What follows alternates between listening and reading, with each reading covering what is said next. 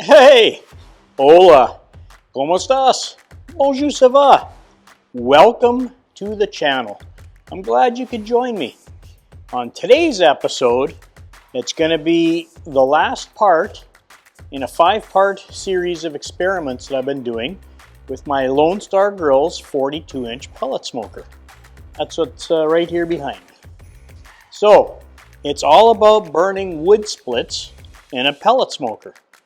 And I've got the whole setup now from Huber Products, and I'll leave a link below for him, or a video card for my last experiment number 4, which was actually pretty successful. So this is experiment number 5, and what we're going to do is I've got the Huber Products deflector plate in my Lone Star, plus I have the little split basket. So I have the complete package, and we'll see how it works. Does it work?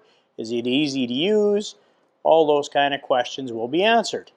Now, before we keep going here, first of all, if you have a brand new 42-inch pellet smoker and you're still in warranty, just note that doing this may void your warranty. So if you're worried about that kind of stuff and you don't want to do any experimenting, do not proceed with this experiment, okay? Now, if you're like me and you're out of warranty or you have an older unit, hey, Mike Huber, great guy, not sponsored by him. He makes a basket and deflector system set up for this pellet smoker that you can burn wood splits and get maybe a little extra smoke flavor. We're going to find out, okay?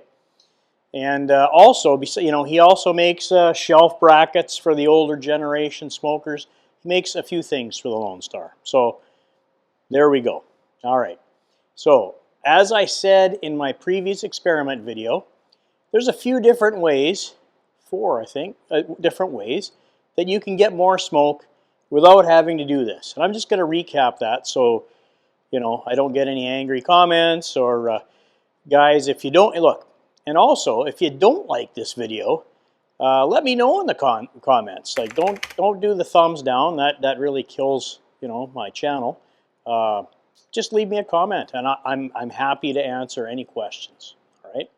So number 1, this thing is the smokiest, and that's a fact, the smokiest pellet smoker you can buy on the market today. Period. Okay. So you can put in regular old pellets, run this thing, and the smoke is continuous and amazing, and it's really good, okay? End of story. You don't have to do anything else, all right? Number 2, this pellet smoker is designed for wood chips, okay? You can buy special wood chips sized from Lone Star Grillz, and again, I'll put a little picture up of that. I think they're 30 or 40 bucks a box, I can't remember. But you can buy them from Lone Star or Smokin'Licious. Okay, and mix them up to a maximum value of 50% with your pellets, and you will get an excellent, almost stick burner flavor with the chips. Okay, so that's the second way to do it. Okay, all right, now we're moving into the mods part. Okay, so the third way is if you just want to buy the split basket from Huber. Okay, you can run it like I did in the last experiment and use your La Plancha, if you have that, as a deflector plate, okay? Now, a couple of detractions from that. You can only cook on the top shelf, as the plancha is used as a temporary deflector, and you can move it back and forth and reload your split basket. So that's one way to do it. It's not the best way, but it is a way in case you have a plancha and you just want to try this out, okay? Now the last way, and I'll take this thing off the tripod so you can take a look, but you can buy the whole kit from Mike, okay? You can buy the split basket and the modified deflector plate, okay? And that is what we're going to test and run some wood splits through it and see what happens, okay? So there's all your options. I gave you a little disclaimer about your warranty. So let's take this thing off the tripod, but first we're going to roll that intro, and I'll see you in a second.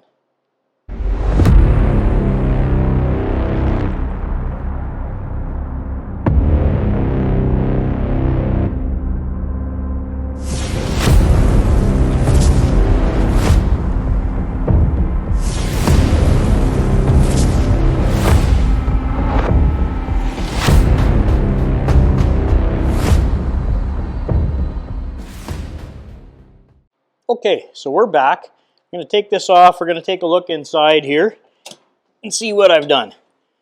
Okay. Okay, so at first glance, hey, Lost Canuck, this kind of looks like a stock pit. Look, there's a deflector plate. There's your little searing plate. There's the upper grate. There's the lower grate. So it looks like a stock setup. Ha ha! But there's a secret, so hang on. Okay, so what we're going to do is slide the bottom plate here out of the way. You can either use high heat gloves or tongs there. So basically you want to get it square like that. Okay, and you move over to the side, and then you just take your searing plate, open it up, and look at that. It gives you full access to your. I'll point to it. There's your split basket right there. So you can take your splits, load it back in, grab your tongs or high heat gloves. There. And then push this back in. And you're done. And it's that simple. All right. Now, the only thing I'm going to talk to Mike about is, hey, I like the Lone Star Grillz, expanded metal, although they use the raised surface ones. Yeah, I don't know if you can see that, but I would really like it if they made it out of flat expanded. I'm not sure how much extra that is, but that's just me.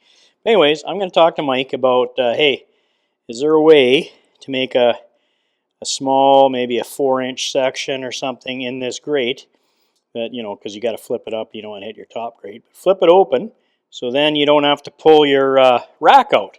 That might make it a little easier, but that's in the future. For now, you got to pull your rack out and then do it that way. So, hang on a second. Oh, and I forgot to add, in today's test, we're going to use Smoky Woods post oak splits. And I burnt up all my hickory pellets, so I'm going to use my Pitmaster's Choice cherry whiskey. I think they kind of go good with pork. It's made with cherry and whiskey barrels, and who doesn't like whiskey? Anyways, well, maybe some of you guys do, I don't know. All right, hang on. All right, so just a quick overview. You've seen the setup. Talked about all the stuff up front. We're going to cook some very nice, I got some Duroc ribs from across the river over at Hagberg's, and you'll see me upstairs prepping those. And what we're going to do is we're going to probably, I think I can, yeah, they're pretty big. I think I can fit all 4 across the top rack. We'll see. And then we're going to load wood splits for the first. Now, when I do ribs, it usually takes me around 7 hours. These are baby backs, but there's a lot of meat on them. Usually, 6-7 hours to do a load of ribs. All right.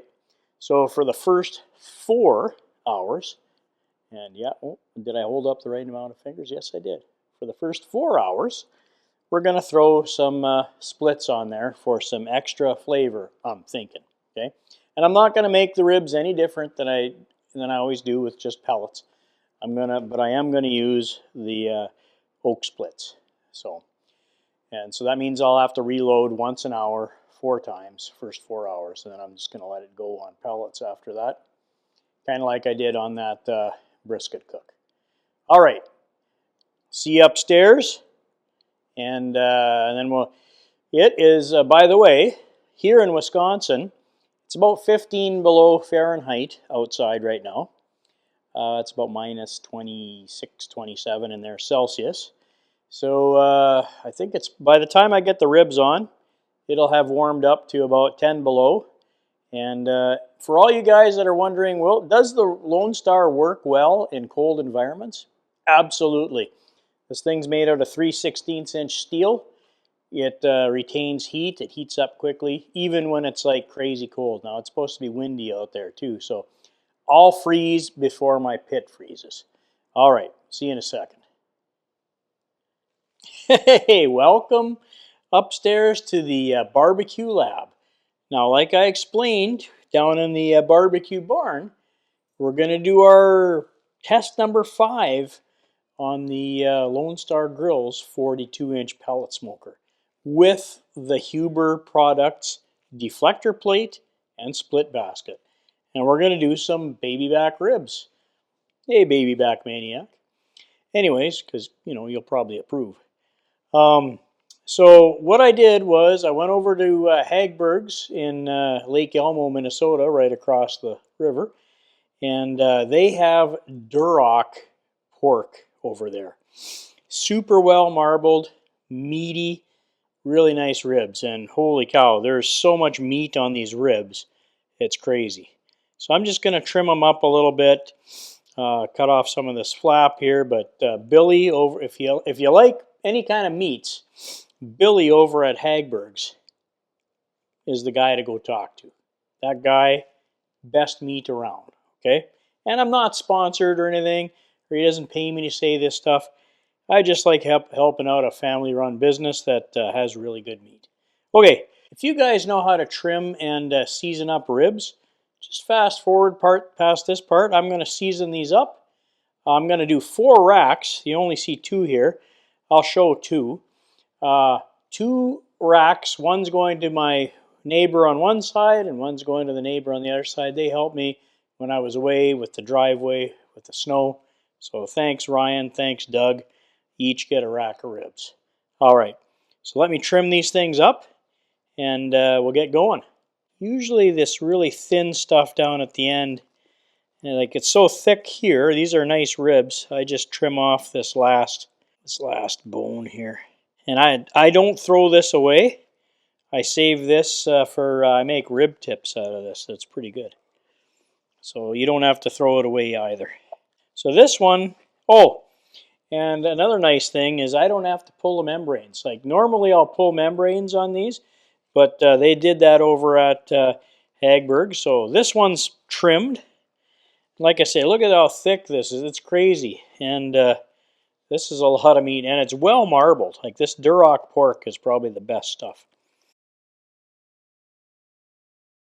Pull a nice racks. There's not much else I have to do.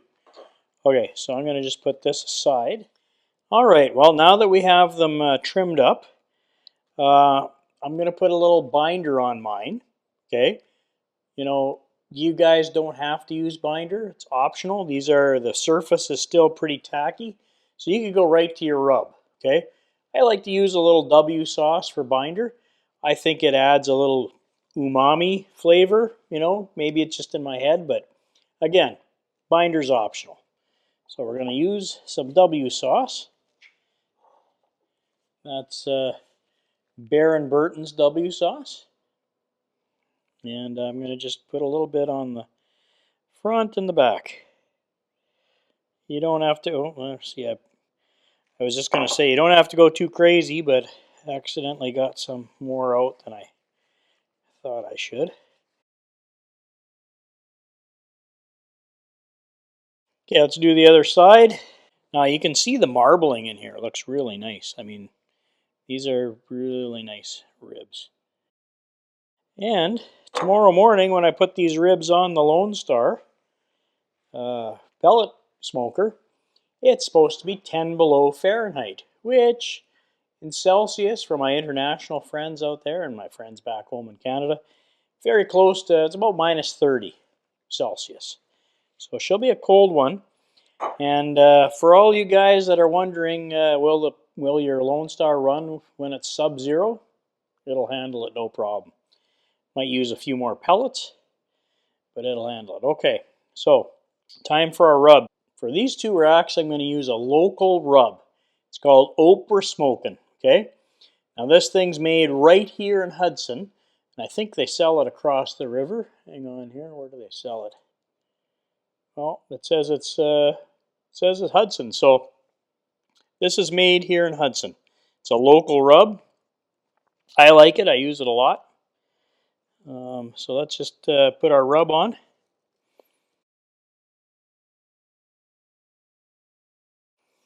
Too bad we don't have smell-o-vision because this stuff smells great. Okay. Or maybe it's a good thing we don't have smell-o-vision. My wife might agree with me there. Okay, so There's one rack.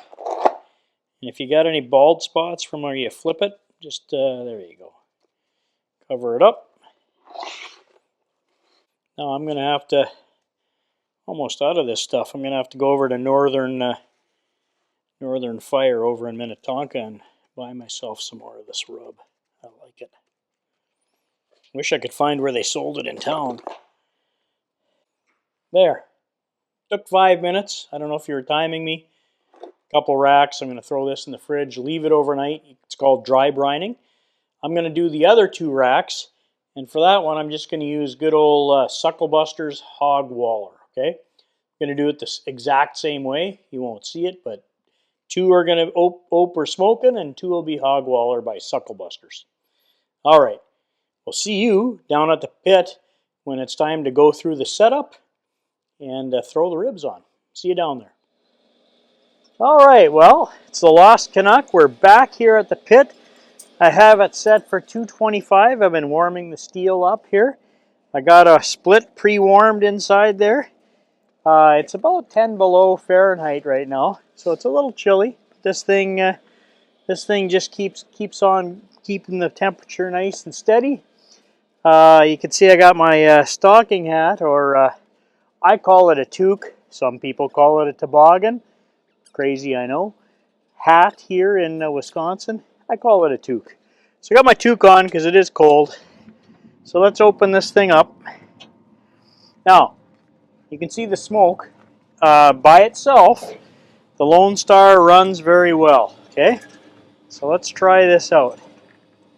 So what I'm going to do is I got my heat gloves on because, you know, these are my Magna Chefs, the safety third. We're going to put a split in here. There we go, just like that. And should catch here in a minute. We're going to find out if the temp spikes or not. So we got that in. Okay, let's put the ribs in. So I'm going to change my gloves to my nylon. Now these things are going to turn rock solid here in a second.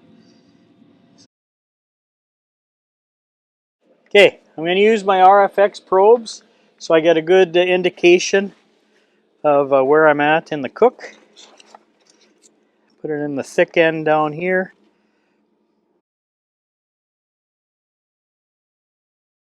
Okay, now I think my split's burning. Oh yeah.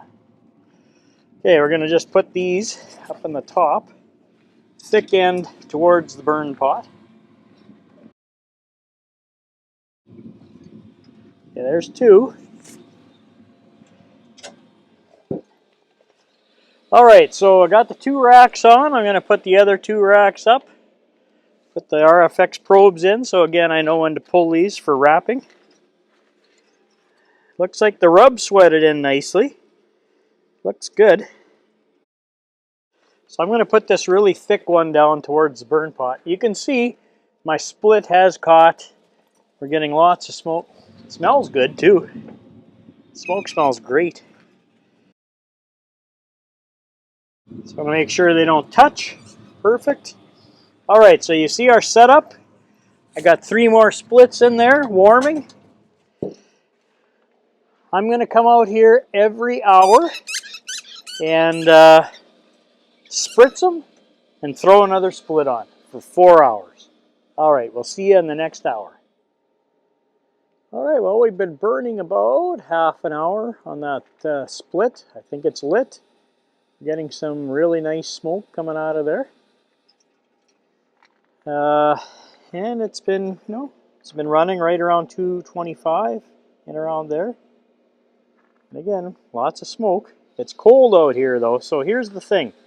I just want to point something out, and this is important for maybe the next couple splits. I'm going to have to do it like a pit stop, okay, like a race, because it's so cold outside that when I put the split in, I had the lid open for quite a long time, okay? And you know my pit temp on here, channel 7 said it dropped down to like 125. Well, after I got the split in and closed the door, the temp shot up, like over my set point, to about 50 degrees, just like it did before. without the control channel being up top. Okay, so do I know, is that because of the split and the deflector plate, or is it because it's 10 below and I left the lid open too long? So next split we do, I'm going to do it just like a NASCAR pit stop. I'm going to open her quick, put it in, close the door, and see what my temperature spike looks like. Just want to let you guys know that in the experiment. All right. But we're getting plenty of smoke. All right. Neighbors probably think my house is on fire. All right, well, we're back at the pit, getting ready for the second split. It's been just over an hour. We've been controlling here at 225 quite well. And I'm going to try and be like a pit crew because I don't know if the outside temperature is messing with the spike or if it's the channel 7 control. So we're going to find that out here in a second. So I'm going to go, well, usually when I go fast I make lots of mistakes, but I'll do my best, try and get that split in there. So we'll see, and I got the camera set up so you can sort of see what's going on. Split's burnt up, so just coals now.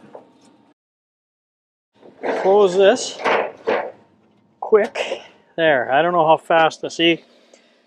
Pit thinks it's about 206, so I didn't do as bad as last time where it was like 124. So we're going to see if this thing spikes up. But there's the second split, and they go right around an hour until there's just some coals left. Okay, I will see you in another hour.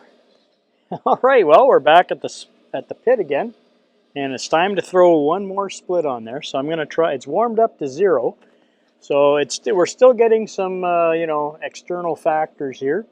But let me throw another split on there. I'll try and do it fast so it doesn't change things. And then for the last split, I'm going to show you how to set up a different control channel, and I'll put it up near the meat, and we'll see if that helps out a little better. All right, let's try this out.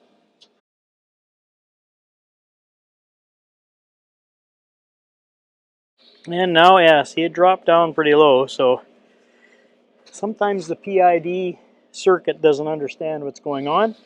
So we'll see if how much this spikes. The last one spiked up 20 degrees, so I was at over set point. So I'm set at 225, and it went up to 245. And that was on the really fast pit stop. We'll see what this one does, and then like I say, to see if I can smooth it down a little bit, I'll try the external control channel on the last split. We'll see you when it's time to do the last split. All right, well, it's time for the last split. The ribs are about 10 degrees away from wrapping. So I'm gonna, and you can see, I don't know if you can see that, but our split has burned out. And what we're gonna do is we're gonna set up a different control channel, which probably in my conclusions is something that needs to be done when you do this. But we're gonna set up a different control channel, and I'll show you how that's done. Some of you guys had some questions on the last video on how to do that, so let's do that. I'm not going to care about temperature swings or fluctuations right now. Let me get my wired probe here. Hang on. All right, well, these gloves get awfully cold really fast. Wow, the ribs look great. What I'm going to do is, this is the ambient probe that you should get with your FireBoard controller with your Lone Star. Looks like this, and there's a little clip on the end of it. I'm just going to fish this through the hole here. All right, so we're going to plug this into one of your channel ports, but first I'm going to put this in the back so it doesn't get in the way. Probably back here. Just you don't want it to be too close to the meat, because your evaporative cooling will mess with it a little bit. Okay, there's that. Give her a little slack. All right, I don't know if you can see that, but the probe's in the back there. I'm going to plug this in. I used channel 1 last time, so might as well use that again. Make sure it's well seated. All right, now we're going to close this up. I'm going to go inside. I might as well put the split on now. What would we drop down to? Let's wait till it equilibrates at 225 just on pellets, and then I'm going to throw the split on. And actually, I'm going to turn the meat while we're here. Let's turn the meat around. Let's let the pit equilibrate back to 2. It's down to 150 because it's so cold out here. We'll let it equilibrate a bit. Got the wired probe in on channel 1. I'll run inside, change the control channel on the app to channel 1, and then we'll throw the split in and see if we get the spike. So when it does spike, it spikes 20 to 25 degrees. Now, if you don't care about that, fine. But if you do care about that, well, this should take care of it. See you in a minute. All right, well, I got the control channel set up on channel 5 now. And what I'm going to do is I'm going to go grab the last split, throw it in, and then bring it up to wrap temperature. Okay, I'm going to grab that last split that's down on the bottom rack. And there's just coals in there. You know what? I should take this off the tripod so you can see what's going on. Hang on a second. All right, so I just put my split in and it caught pretty quick. And I'm going to close everything up. I'm running things off of the back channel there, so when I close everything up, this fire should die down. Hang on. And we'll see if that takes some of the spikes out of it. I'll let you know in a minute. Well, we're out here. We're about 10 minutes after I put the split in. It is running pellets and my split on control channel 5, keeping things very even. Now, I don't know how much of that's condensation because it is 0 out here, but it looks pretty smoky to me. So like I say, it's pellets and the last split going. I'm bringing it up to wrap temperature, which shouldn't be too long. Things are controlling when I use the control channel with the wired probe very much more even. Oh, I better bring this in before my spritz freezes solid.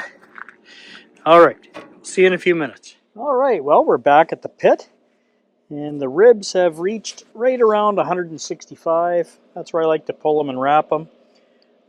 Pit's been controlling pretty good.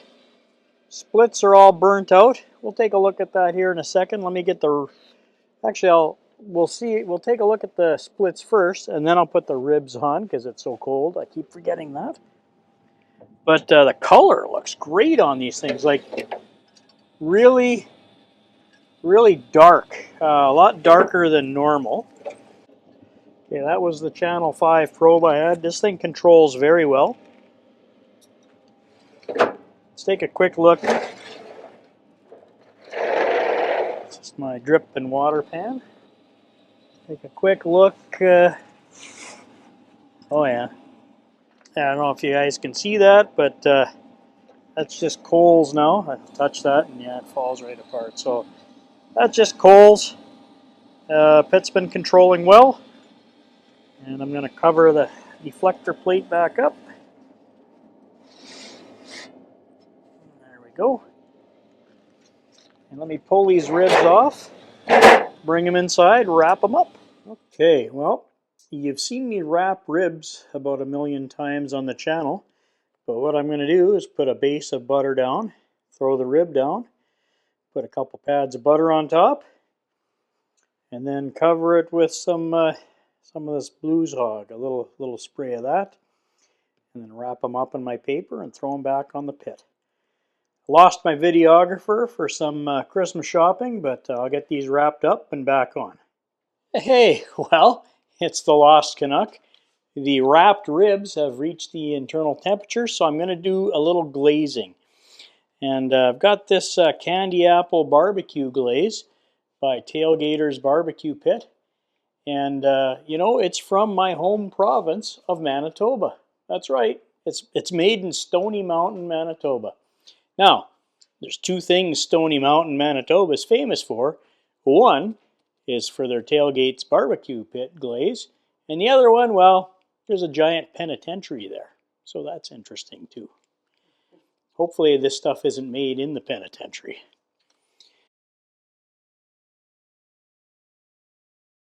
So all you got to do is just apply some of your glaze and brush it in.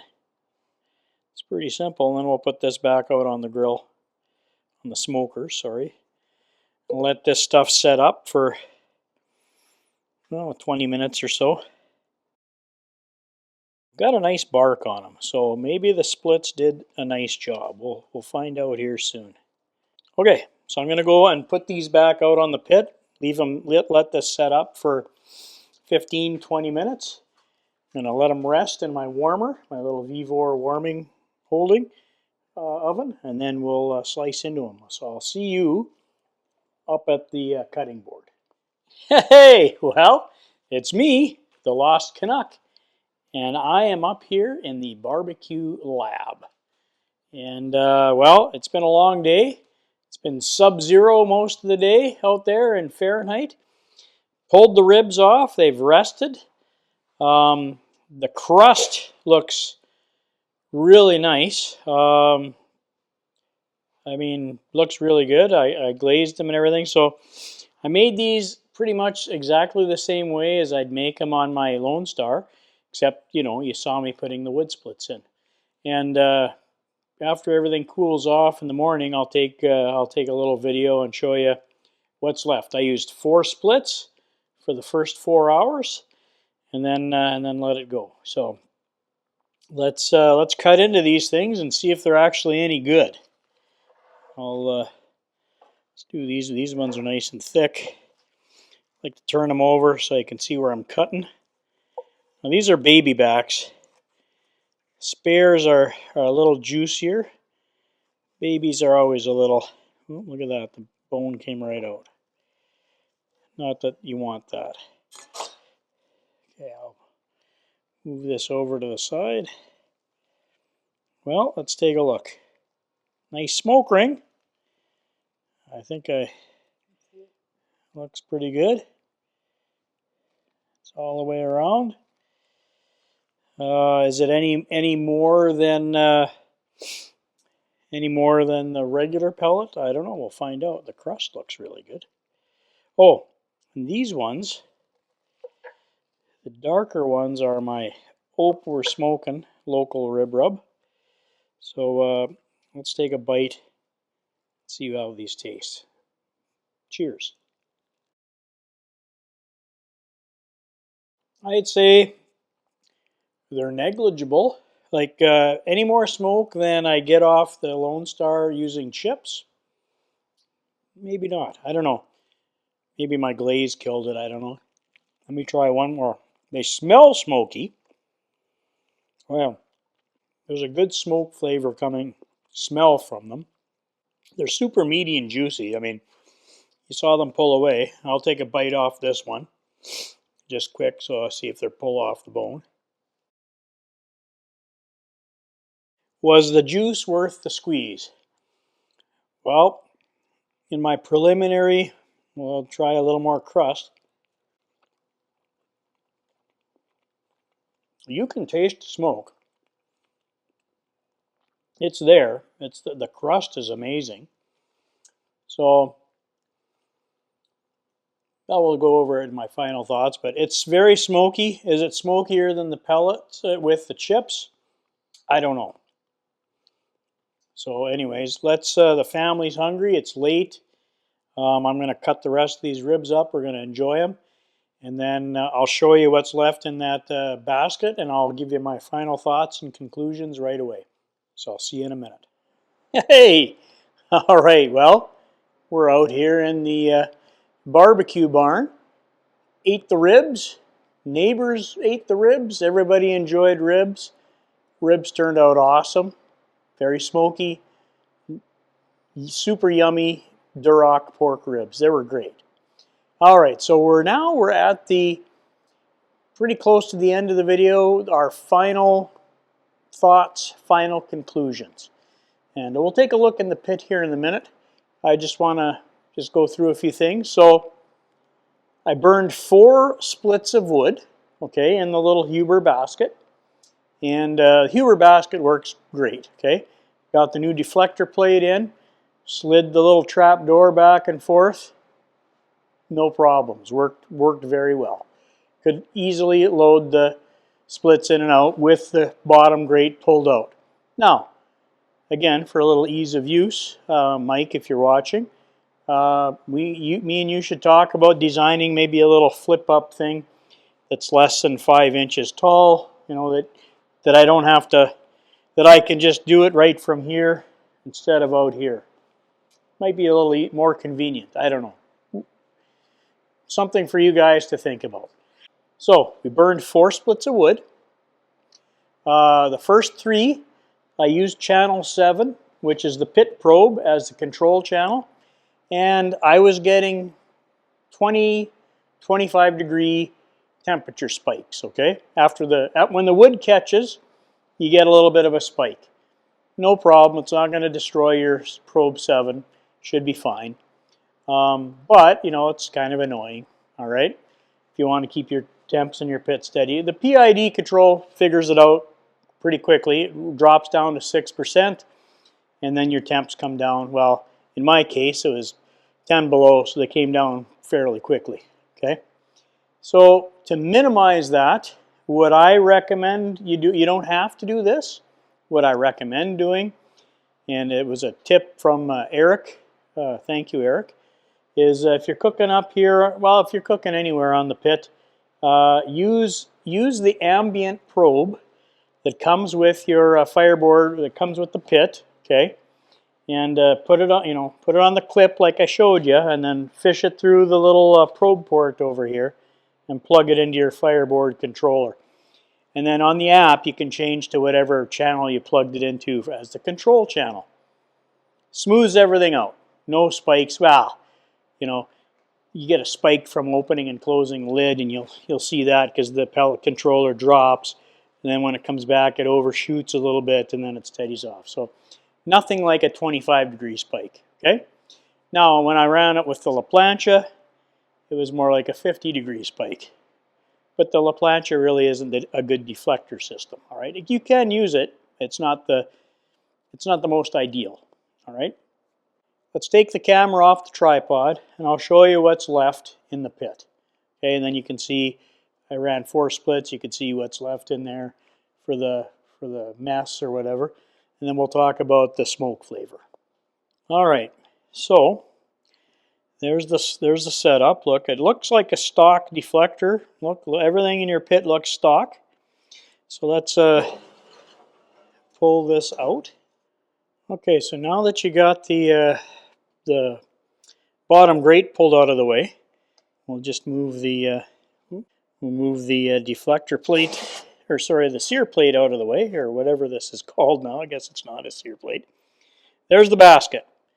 There's the not much left of the ash, and you know, leaves a bit of a mess in the bottom.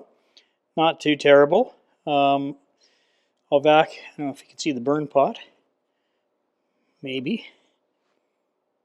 I don't know.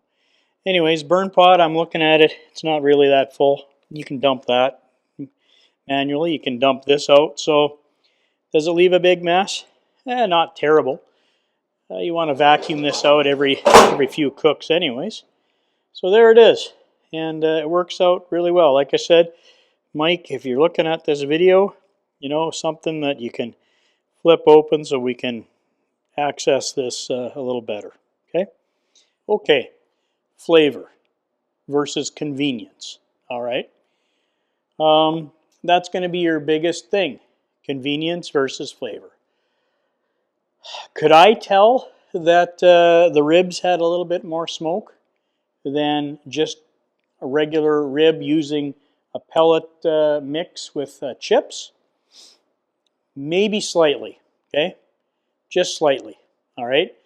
And for you guys out there saying, I told you so. Well, yeah, you did tell me so. And you're right. So, look, I'm a creature of convenience. So, you know, on a super overnight cook, I'll probably just use chips and pellets and call it a day. For the ribs, it was easier because, you know, I only did 4 splits. So if you're looking for about the same flavor, You can either use the chip system, which you can buy the chips from Lone Star, or Smokin'Licious and do that. Or you can get the Huber basket and deflector and do it the way I did. Either way, it's your choice. I kind of thought it was fun. Look, I mean, this is almost, you know, adding splits and running with the pellets. It's sort of like the one half of an El Fuego trio.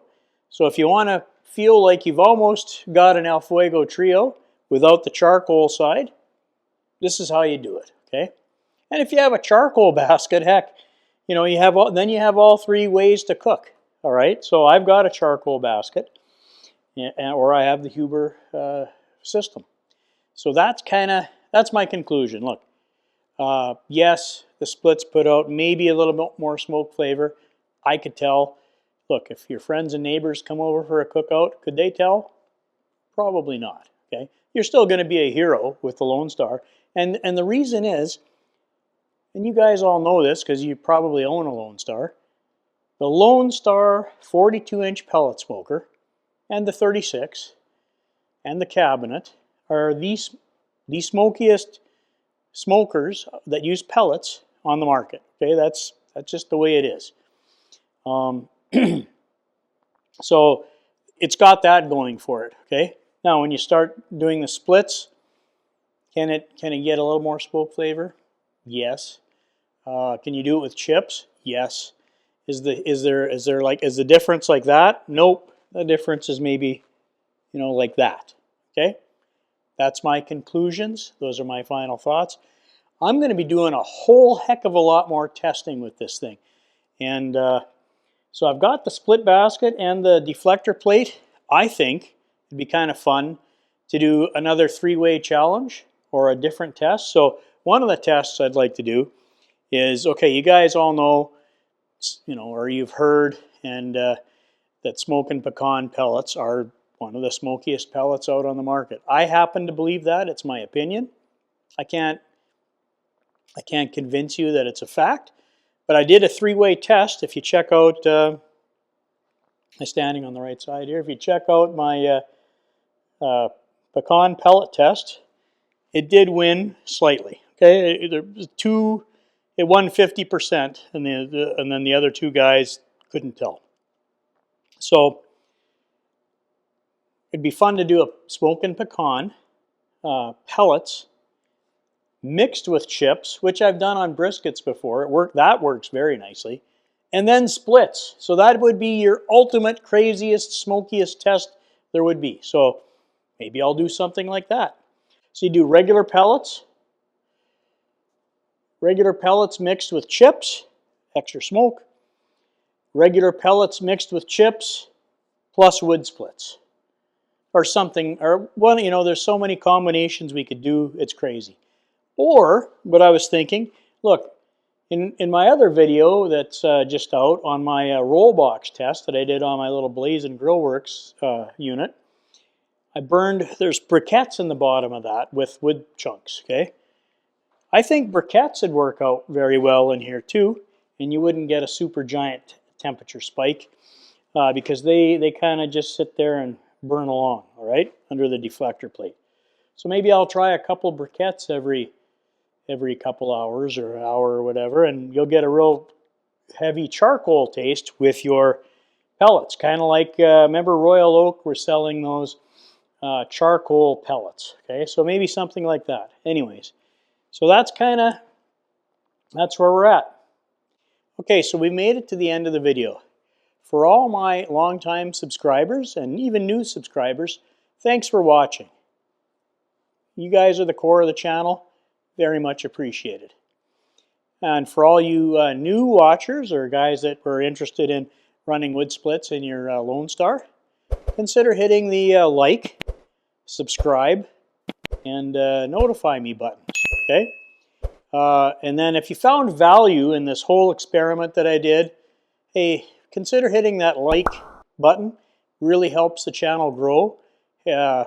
Helps YouTube figure out who this video should be going to. And if you really like the experiment, consider hitting that hype button. That really supercharges the video. All right. Consider checking me out on Instagram. I do have an Instagram page. I've got about 750 followers. Thanks for following me. I do post some different posts out there other than the YouTube stuff, so consider following me there. And then finally, okay, if you want to help the channel grow, or you're looking for Christmas presents or birthday gifts or whatever, consider shopping on the Lost Canuck affiliate link store below. It's an Amazon affiliate store. Plus, there's some other affiliate links underneath that. If you're interested in any of that stuff, they make really good gifts. I think there's still time to get them in time for Christmas. Don't quote me on that. But anyways, and I get a very small commission from that, and it helps me with the channel to buy things like meat, you know, Huber baskets, things like that, okay? Don't forget, if you're lost, we're lost together, all right? Just like the Lost Canuck. Final words, be kind. Don't forget to be kind. It really matters. It really helps. Kindness goes a long way in the world. It's getting really tough out there, so don't forget that. All right, Lost Canuck says bye-bye. Take care.